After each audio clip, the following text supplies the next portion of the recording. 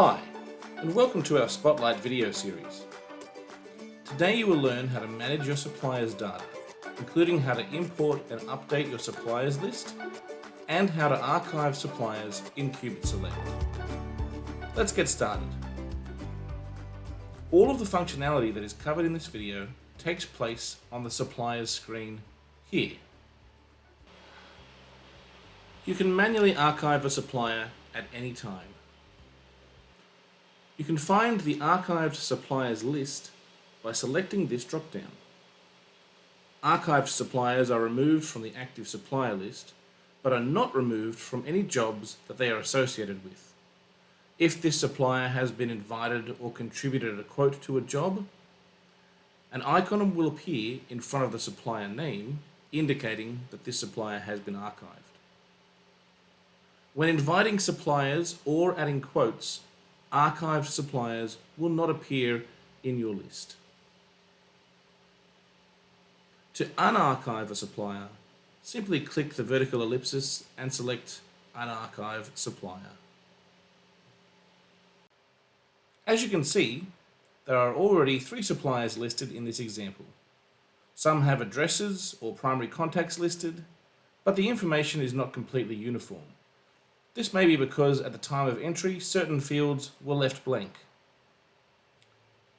To import supplier contact data into Cubit Select, you will need to create a CSV or Excel file.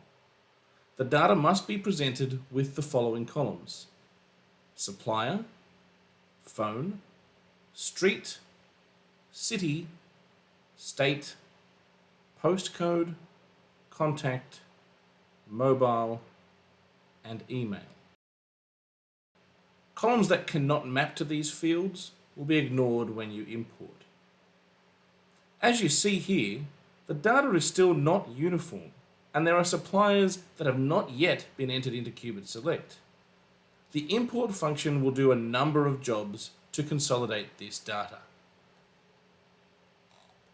Firstly, as our first 2 suppliers are already in Cubit Select, and so long as our supplier names are identical on each, the import function will update any missing information for those 2 suppliers.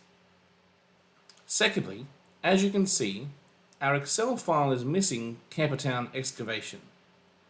When it comes time to import into Cubit Select, we will be prompted to choose whether missing suppliers are kept or archived.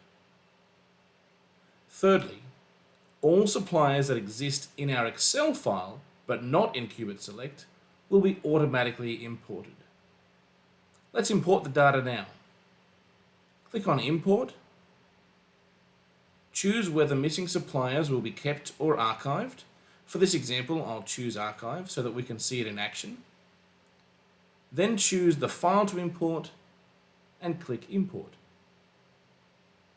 As you can see, our data has correctly imported, and on the supplier's detail page, all available contact information has also been imported.